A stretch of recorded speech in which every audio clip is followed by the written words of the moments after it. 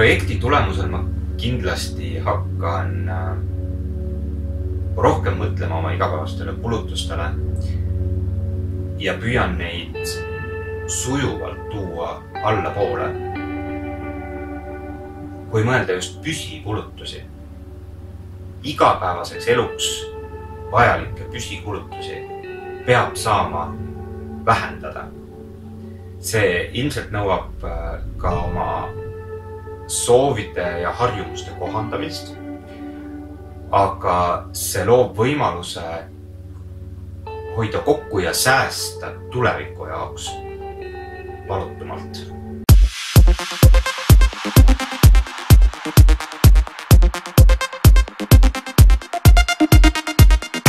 No kui juba tööreisile juhtuda näiteks Brüsselisse, siis tuleb ikka käia ju vanalinnas ka üks turistitiir ära ja vaadata seda kaunist ajalugu siin Raekoja platsil ka.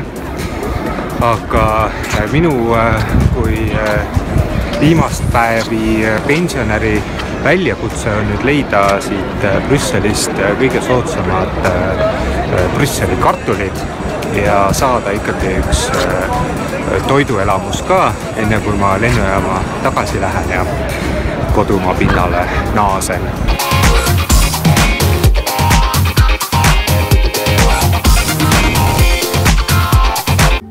Kindlasti ma hakkan tegema teatud kulutusi teadlikumalt, paremini planeerima ja seetõttu tekib võimalus ka mõned kulud ära jätta, sest arusaam sellest, kui palju tegelikult kulub asjadele, mida sa igapäevaselt ei märka, tekkis selle 4 nädala jooksul päris korralikult.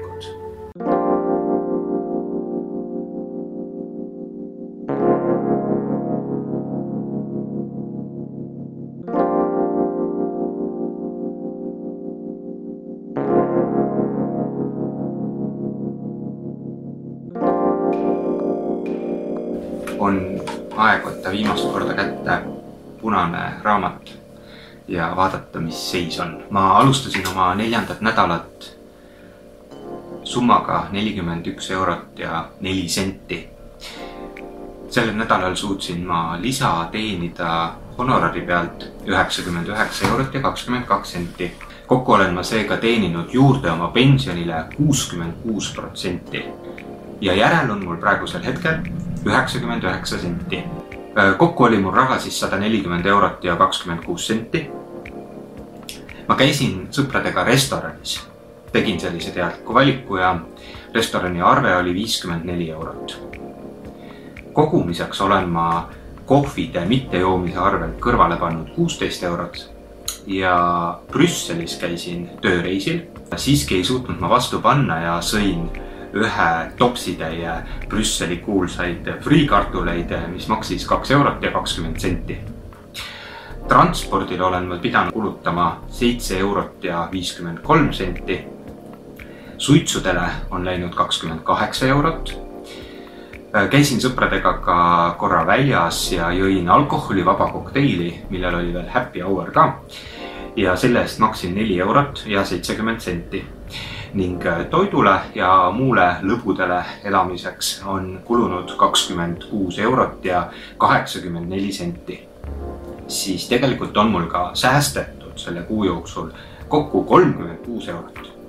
Nii et nüüd ma lähen lasen lõigata ära oma juuksed ja kõik, mis muu üle jääb, läheb paraku ravikulude fondi, sest eelmisel nädalal ma ravikulusid oma eelarvesse ei pannud. Nii et kokkuvõttes võib öelda, et olen nulli seisus ja alustan uut kuud nullist.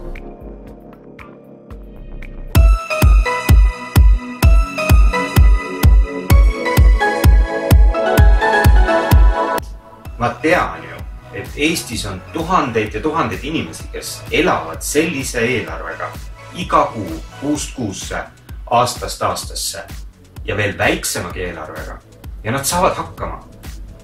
Nad on teinud oma elus väga suuri olulisi valikuid, kärpinud kõikvõimalikke kulusid ja nad teevad iseendaga iga päev lõputuid kompromisse selleks, et raha ei kuluks ja et kuu lõpuni saaks hakkama. Teen oma pensionäri nädalate viimast toitu kodus. See on toit nendest salat, nendest jääkidest, mis mul on külmkappi kogunenud ja mis tänaseks päevaks veel kõlbasid süüa. Väike tükk oli veel kaua ahjus haudunud grillkanast järel. Ühe ananassi leidsin, natukene juustu oli veel kapis, törts majoneesi, nii et tõotab hea salat tulla, aga päris hea meel on, et külmkapp sai korda tehtud ja ära koristatud. Siin on minu pensionäri viimase nädala tšekid. Mõned kulutused ikkagi tulid. Lepime kokku, et sellisel viisil, kuidas üldsus pensionäridest aru saab, olen ma selle projekti raames täielikult põrunud. Kuigi ma ei usu, et ma ka pensionärina tulevikus suudaksin mahtuda sellesse klassikalisesse pensionäri kasti.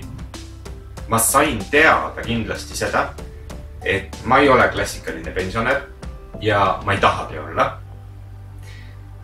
Ma sain teada seda, et kui ma pean tõesti 480 euroga kuus ära elama, pean ma elus tegema väga olulisi korrektiive.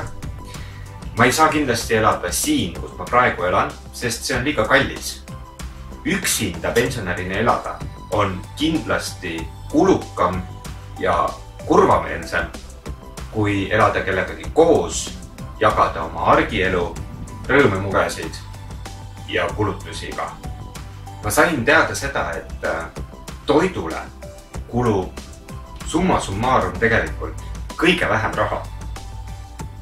Süüa on võimalik teha hästi ja nii, et sellest jagub mitmeks päevaks. Küll nõuab see teatud enesedistsipliini ja teadmist, et sa söödki mitu päeva järjest ühte sama toitu. Ma sain teada seda, et kui väljas söömas käia, siis ei ole vahet, kas sa jood alkohoolseid jooke või mitte alkohoolseid jooke. Kulud on enam-vähem sama suured.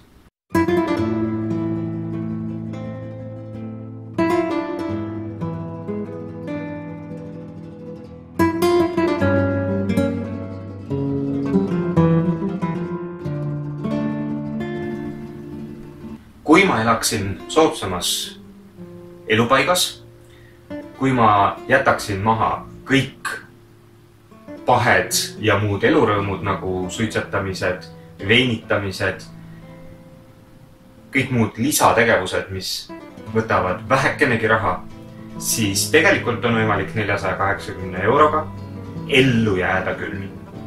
Ja väga paljud inimesed ju seda teevad.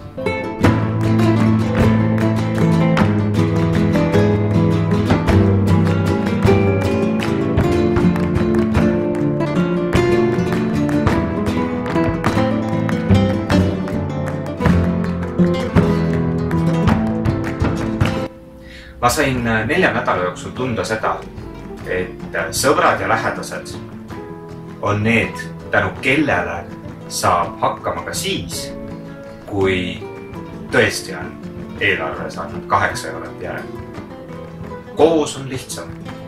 Ma sain teada, et koos on lihtsam. Kui ma nägin esimese nädala lõpuks, et mul on vaid peodis münte järel ja 3 nädalat on meil vaja selle raha eest elada, siis hakkasin ma kibekiirelt otsima lisatöövõimalusi. On hea tunne, ma usun ka pensionärina, kui sul on need lisateenimise võimalused olemas, kui sa saad neid kasutada siis, kui sa tahad, kui sul on aega, energiat ja kui sul on vaja. Ma teenisin juurde peaaegu sama palju raha, kui mu pension oli. Ja hoolimata sellest ma tegelikult elasin väga kokkuhoidlikult. Vahelt tuleb väljas käia, vahelt tuleb meelt lahutada ja vahelt tõesti tuleb ka väljas söömas käia. Vahelt tuleb kasutada taksoteenust. Need kõik on täiesti tavapärased kulutused igapäevaselt ja kõigi inimeste jaoks.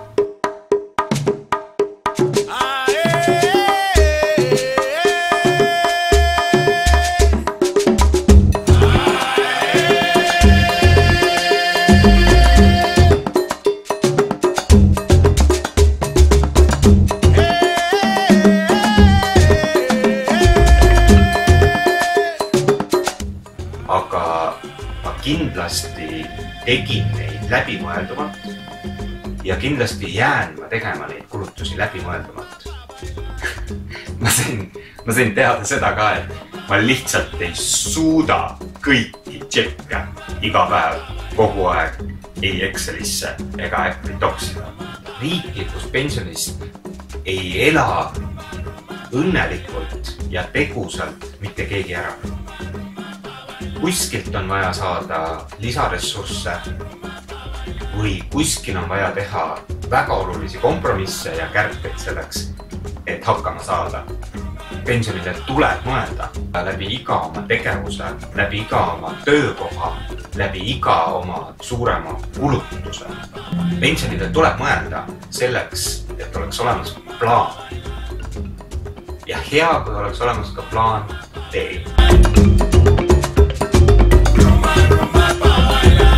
Ja ilmselt kohtun ma iseendaga kui pensionäriga taas rohkem kui 30 aasta pärast.